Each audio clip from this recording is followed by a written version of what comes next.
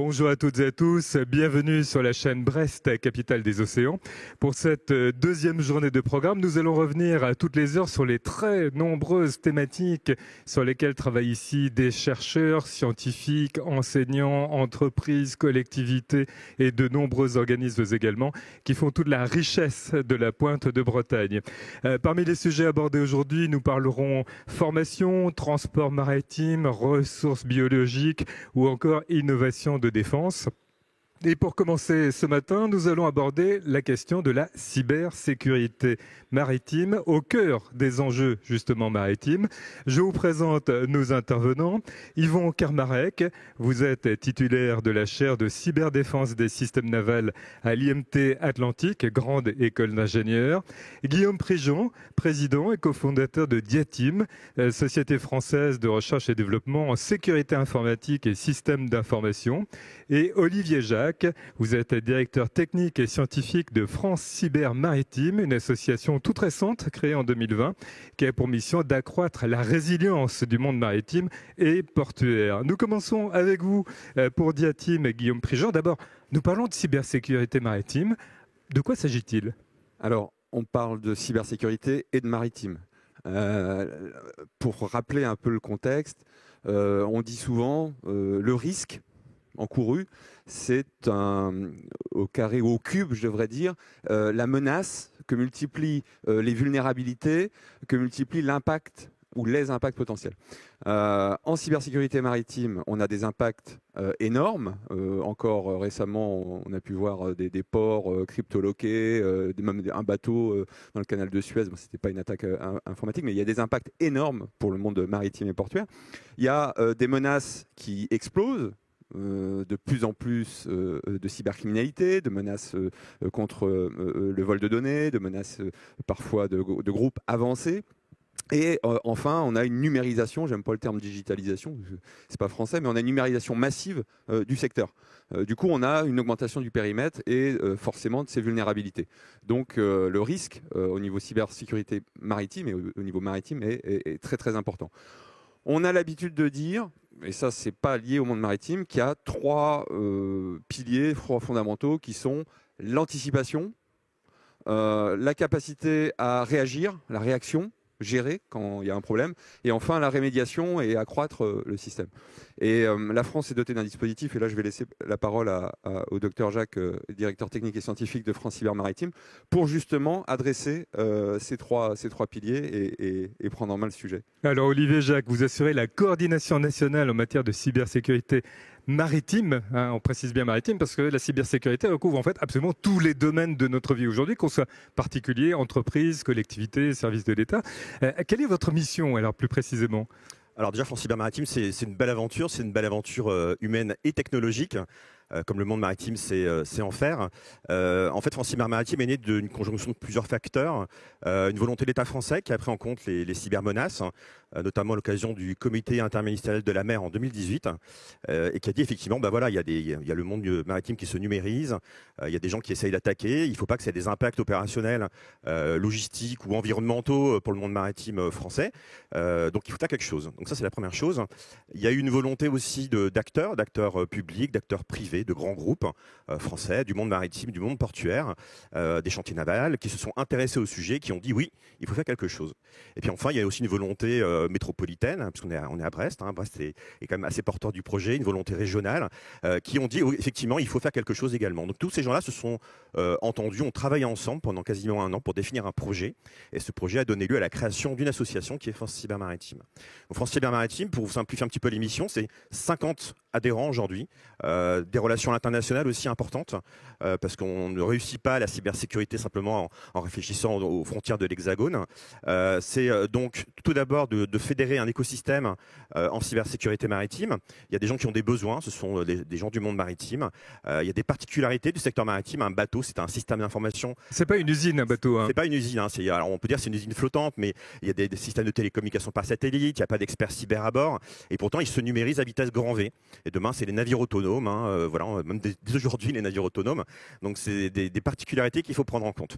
Ça, c'est le premier point. Et le deuxième point, effectivement, c'est la volonté, effectivement, de proposer des solutions Et donc pour ça, on a des acteurs du monde de la recherche, Yvon Carmack en parlera tout à l'heure, de la formation, de l'entraînement, des gens qui font de la réaction à incident, des gens qui font de la détection de menaces également. Donc ça, voilà, on essaie de faire en sorte que les gens se parlent, qu'ils aient des projets ensemble pour renforcer la résilience du secteur maritime et portuaire dans un milieu très particulier qui nécessite une prise en compte particulière. Il faut bien avoir en tête aussi que tout ce qui touche au maritime et au portuaire est concerné. Ce n'est pas forcément uniquement les grands ports ou les grands bateaux ou les grandes infrastructures. Exactement, quand on regarde, les yachts sont concernés, sont très numérisés, même le navire que les gens peuvent avoir, un navire de plaisance aujourd'hui, il y a beaucoup d'informatique à bord, les capteurs, le monde de l'océanographie, enfin voilà, vraiment tout est concerné, les ports, le chantier naval, les sous-traitants, les paquebots, les énergies marines renouvelables, enfin voilà, il y a vraiment le monde maritime se numérise pour être plus smart, plus green, et nous, ce qu'on veut pas, c'est qu'effectivement, ça ait des impacts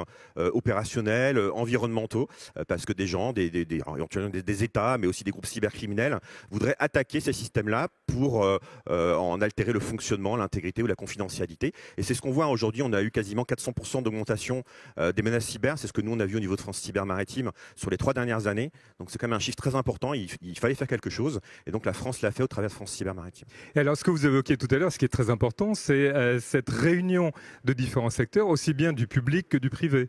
Exactement, c'est la volonté, parce que on ne voulait pas que d'un côté on fasse les choses que de manière publique ou que de manière privée. Les menaces sont globalement les mêmes des deux côtés, les attentes sont les mêmes, les vulnérabilités sont très proches. Souvent on dit voilà, le secteur privé n'échange pas avec le secteur public. On s'est dit voilà, il faut faire quelque chose, faisons un partenariat, faisons une association, faisons en sorte que ces gens-là se parlent. Et donc au quotidien, qu'est-ce qui se passe? C'est que nous on travaille justement sur l'anticipation de la menace. Monsieur Prigent parlait tout à l'heure des incidents qui ont eu lieu dans le nord de l'Europe sur des ports et des infrastructures pétrolières. Nous on a récolté l'information auprès de partenaires internationaux et on l'a rediffusé au sein du secteur maritime et portuaire français pour dire voilà ce qui se passe aujourd'hui et voilà comment il faut pour vous en protéger, pour éviter que vous soyez vous concernés par ce type de menace-là. France Cyber Maritime porte aussi un dispositif qui s'appelle le MCERT. De quoi s'agit-il? Exactement, donc le Maritime Computer Emergency Response Team. Alors c'est l'acronyme un petit peu long, on aime bien les acronymes anglais en cyber. L'idée c'est quoi? C'est de faire en sorte qu'on dispose de personnes en France qui aient une connaissance un petit peu privilégiée de l'état de la menace, de ce qui se passe, quels sont les acteurs qui visent le monde maritime, quelles sont les vulnérabilités qu'ils exploitent, et de faire en sorte qu'on puisse analyser ça et diffuser cette information auprès de nos adhérents ou auprès du monde maritime en général pour que ce monde maritime soit informé sur les menaces et qu'il puisse mieux se protéger pour accroître justement la résilience de ces systèmes d'information, qu'il s'agisse des ports, des navires, des armateurs, des chantiers navals, etc. Donc ça, c'est vraiment un rôle très important. À propos de diffusion de l'information, il ne faut pas hésiter. Quand on est victime de la moindre attaque, d'un moindre problème de sécurité informatique, à le faire savoir. Alors parfois, dans les entreprises, y compris déjà au sein de ses propres équipes, on peut avoir du mal. Oui. Parfois, c'est délicat aussi pour l'entreprise ou l'organisme d'aller signaler à tout le monde qu'il a été attaqué. Exactement. Alors c'est pour ça que le MCERT a été créé. L'idée, c'est quoi? C'est de créer un organisme de confiance. Ça, c'est vraiment une priorité en cyber, c'est la confiance. Les gens avec qui je parle, je les connais. C'est des gens, voilà, ils sont en France, ils sont ici. C'est des gens qui sont compétents, c'est des gens qui sont discrets sur leur mission. Et nous, notre rôle, c'est pas d'aller pointer du doigt un tel ou un tel. Donc, on donne pas de nom. On vient anonymiser finalement les remontées qui nous sont faites et on vient les rediffuser après au plus grand nombre. Donc, c'est ça vraiment notre rôle, c'est la préhension un petit peu de ce qui se passe en temps réel sur les systèmes d'information du monde maritime et portuaire dans le monde entier. La remontée des informations qui est essentielle, vous le disiez. Nous, on attend vraiment de la part des armateurs, des ports, des chantiers navals qui nous diffusent cette information-là parce que pour nous, ce sont autant de capteurs de la cybersécurité. Et nous, on anonymise, on centralise et on rediffuse cette information-là pour qu'un maximum de gens soient alertés. C'est vraiment essentiel. Autre aspect essentiel, c'est la formation des différents acteurs. Exactement. Alors effectivement, dans France Cyber Maritime, il y a la partie un petit peu de développement des offres de services. Donc au sein de France Cyber Maritime, une cinquantaine d'adhérents, des écoles, du monde de la recherche. Il faut former, il faut sensibiliser, former, entraîner le monde maritime aux menaces cyber. Et la formation, c'est essentiel. C'est qu'aujourd'hui, on manque encore d'acteurs, de gens formés à la cybersécurité maritime qui soient capables de créer, par exemple, un navire sécurisé, un navire autonome cybersécurisé. C'est assez compliqué. Et donc, on a besoin aujourd'hui, effectivement, de créer, d'avoir une formation, d'avoir des gens qui sont capables de travailler sur ces sujets-là pour nous créer des navires de demain un petit peu cybersécurisés par conception. C'est donc en plus une source de création d'emplois. C'est une source de création d'emplois, effectivement. On crée des nouveaux métiers en fait au sein de la cybersécurité maritime et ça c'est également extrêmement intéressant pour le futur. Alors pour créer des nouveaux métiers, pour former à ces nouveaux emplois, se préparer, il faut évidemment de la formation, notamment de la formation initiale avec l'IMT Atlantique par exemple. Yvon Carmack, vous travaillez justement à l'IMT Atlantique. Comment est-ce que la cybersécurité maritime est prise en compte justement dans une école d'ingénieurs comme la vôtre ? Alors déjà, l'IMT Atlantique est une des grandes écoles d'ingénieurs et est spécialisée dans le domaine des transitions, qu'elles soient environnementales, énergétiques et numériques. Et comme on l'a indiqué tout à l'heure mes précédents intervenants, c'est effectivement le sujet de la transition numérique, c'est l'impact que les attaques, la cybersécurité peut avoir. Donc une école d'ingénieurs doit former des étudiants à ces aspects-là, à différents niveaux d'apport, à un aspect sensibilisation, mais également à un niveau d'expertise, pour pouvoir tout simplement anticiper les grands enjeux, les grands challenges que les entreprises, que les administrations ou que les particuliers peuvent rencontrer et vont rencontrer de plus en plus. Donc ça veut dire qu'en fait, avec les partenaires académiques dans lesquels nous sommes impliqués sur ces projets, en particulier l'ENSTA Bretagne, l'École navale et IMT Atlantique, nous avons défini un cursus. Alors pour ce qui nous concerne aujourd'hui, donc la cybersécurité maritime, nous avons défini un cursus complet sous la forme d'un master spécialisé qui vise donc à Bac+6 de former des individus, des personnes qui ont déjà un bagage technique, mais pour les rendre opérationnels dans un domaine qui est celui de la cybersécurité et prendre en compte les différents enjeux, aussi bien comme on l'a dit tout à l'heure Guillaume et Olivier, c'est les aspects de conception, mais les aspects également de maintien, les aspects de gestion de crise, tout simplement pourquoi ? Parce que les personnes doivent être formées. Pour répondre à un enjeu également important, il faut voir que le SGMR, les GICAN et autres industriels en grande entreprise de la mer ont un déficit important de personnes qui sont qualifiées, qui sont formées à la cybersécurité. Donc actuellement, on retrouve à peu près, on estime à peu près 40-50 000 personnes avec un profil ingénieur qui sont recherchés dans le domaine global de la cybersécurité. Et les domaines de la cybersécurité maritime sont en train d'exploser, comme l'a dit tout à l'heure Olivier. Maintenant, quand on s'intéresse également à des grandes écoles d'ingénieurs, il y a un autre deuxième volet qui est celui de la recherche, c'est-à-dire être capable de préparer en amont les nouveaux outils ou les nouvelles approches qui vont nous permettre de mieux détecter, de mieux anticiper les situations de crise. Et ça, c'est quelque chose sur lequel nous, on travaille encore avec les autres partenaires que j'ai mentionnés, c'est-à-dire IMT Atlantique, l'ENSTA Bretagne, le NSM, donc l'école de la marine marchande, et l'école navale, avec deux industriels qui sont Thales et Naval Group, sur justement un programme de recherche pluriannuel où on va regarder les aspects et on va explorer ces nouvelles solutions, ces nouvelles approches pour faire qu'on ait un temps d'avance. Ce sont des solutions techniques, technologiques, mais aussi humaines, parce que la part humaine est quand même essentielle. Exactement, ça veut dire que si on regarde à peu près les pourcentages d'impact ou des causes sur les attaques cyber, on se retrouve avec 40, 50%, 60% d'attaques qui ont des origines de ce style. Ce qui veut dire que l'humain est vraiment placé au centre de la boucle. Ce qui veut dire aussi que la sensibilisation doit être réalisée à tous les niveaux. Aussi bien effectivement dans le cadre de la marine au niveau des officiers, mais que également de toutes les personnes qui sont à bord. Tout simplement pourquoi ? Parce que le bateau est concerné, l'individu est concerné, mais également tout l'équipage est concerné. Et c'est cette prise de conscience qu'on essaie de faire passer. Pour votre information, la région Bretagne est en train de diffuser également des formations au niveau des bacs techniques et autres formations techniques. Tout simplement pourquoi ? Parce que la cybersécurité concerne également les ouvriers, les personnes qui travaillent ou qui sont impliquées ou qui utilisent des différentes machines-outils, parce qu'on sait très bien que s'il n'y a pas de protection, il peut avoir des conséquences, encore une fois, sur l'ouvrier, mais également sur la destruction éventuellement de la machine. Donc la cybersécurité, c'est vraiment un sujet transverse dans lequel on trouve des aspects techniques, comme on l'a indiqué tout à l'heure, des aspects organisationnels, mais également des aspects humains. Et il est évident que dans le cadre des aspects humains, c'est quelque chose que les personnes doivent anticiper, doivent connaître, parce que sinon on court à la catastrophe. Les informaticiens ont coutume de dire que dans un problème informatique, le premier problème se situe généralement entre la machine et le siège, c'est-à-dire l'être humain. C'est donc une réalité.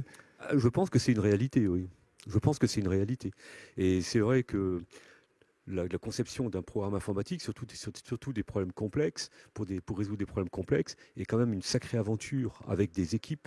Et donc c'est vrai que ce sujet de la cybersécurité, avec le contexte mouvant et le contexte, nouveau qui est appliqué, est quand même très récent. Ce qui fait qu'il y a très peu de formations qui abordent le domaine cybersécurité. Il y a une prise de conscience au niveau global, actuellement en France en particulier, où là, il y a des formations qui apparaissent, mais il y a trop de situations dans lesquelles les erreurs classiques apparaissent. Et ça, c'est pas normal. En fait, c'est une formation qui devrait être dispensée à tout à chacun, quel que soit son domaine d'activité, à commencer par le naval, bien sûr. Voilà, donc ce qui a été fait en particulier dans le cas de la chaire cyber navale avec les industriels que je mentionnais, c'est de sensibiliser tous les élèves officiers, par exemple, de l'école navale à la cybersécurité, encore une fois, pour leur permettre de comprendre un petit peu les enjeux, les impacts des conséquences qu'une erreur ou une action peut avoir faire.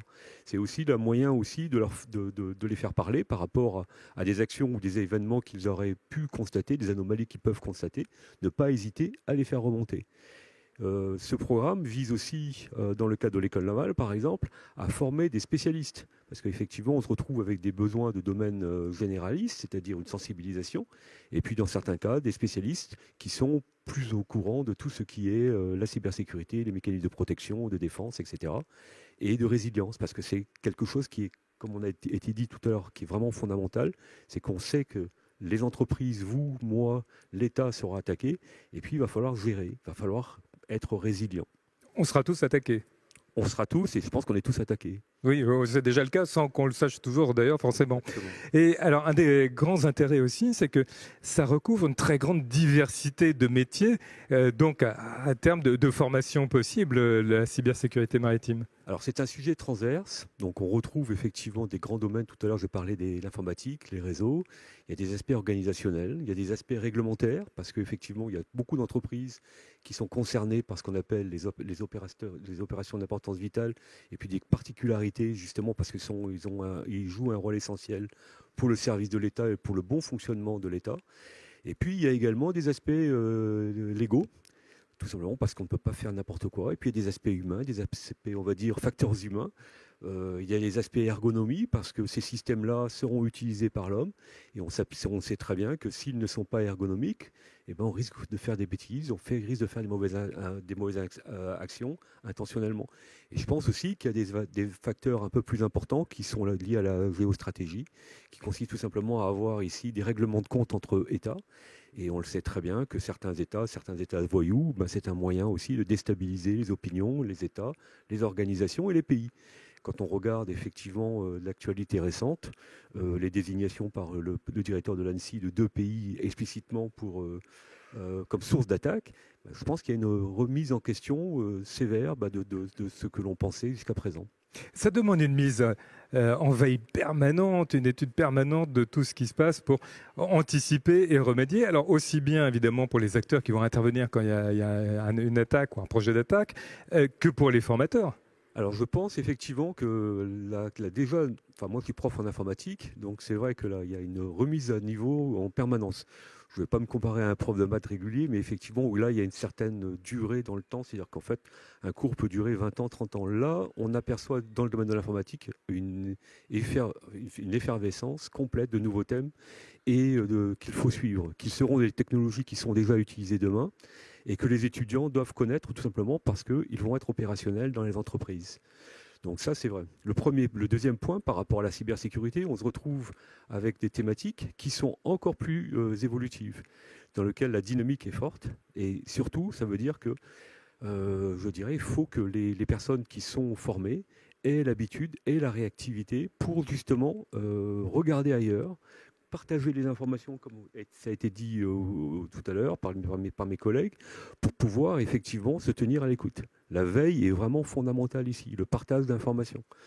Ce qu'on essaye de viser comme formation, c'est effectivement de répondre à un moment donné et de produire ou de former des ingénieurs en cybersécurité. Mais il faut voir que cette formation, ça sera tout au long de la vie. Alors, sauf erreur de ma part, j'aime bien un des mots de Guillaume Poupard, des présidents de l'ANSSI, qui indiquait pour avoir une personne qui ait le titre d'expert en cybersécurité, il lui faudra à peu près une dizaine d'années d'expérience. Donc, cette dizaine d'années d'expérience, c'est la pratique, c'est la découverte. Et puis, c'est également, dans certains cas, je dirais, jouer au chat et à la souris contre l'attaquant et puis se creuser les méninges pour savoir ce qui se passe. Parce que les attaques sont de plus en plus subtiles, plus en plus délicates et doivent mobiliser des équipes, mais également des ressources informatiques, des ressources d'intelligence artificielle de plus en plus évoluées. C'est le paradoxe à la fois très inquiétant et passionnant. Et je pense que ce sont des métiers qui sont passionnants. Je pense qu'effectivement, les étudiants ou les professionnels qui sont dans ce milieu, c'est un milieu particulièrement dynamique dans lequel il y a pas de temps mort, on va dire, et il faut être toujours sur la vigilance.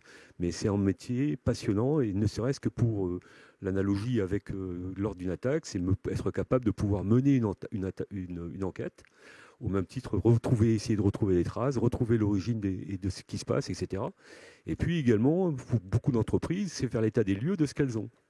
Or, on s'aperçoit que de nombreuses entreprises, de nombreuses compagnies ou gros logiciels, les dernières attaques là, avec certains composants informatiques qui se retrouvent un peu partout disséminés, on s'aperçoit qu'il y a des sources de vulnérabilité et les entreprises ne savent même plus où elles sont placées.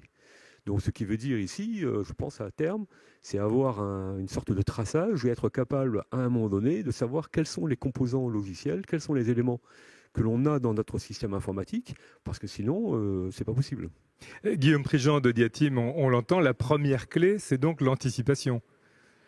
Oui, clairement, on a vécu des années dans une posture, on va dire, réactive. Genre, on verra bien, ça ne tombe que sur les autres. Mais je vais rappeler la règle des 5 C. C'est con, mais c'est comme ça. Ça va vous arriver. Donc nous, à Diatim, Diatim s'est fondé en 2002, 20 ans bientôt, là, en novembre. On fait de l'entraînement opérationnel. On fait aussi de la rémédiation un peu, mais principalement de l'entraînement opérationnel. On développe une plateforme qui est une sorte de simulateur de vol, d'accord, une plateforme logicielle, qui va permettre de reproduire des infrastructures informatiques et industrielles, voire même des systèmes d'armes, puisque c'est transverse, c'est dual. La cybersécurité, c'est à la fois pour le monde civil, à la fois pour le monde militaire.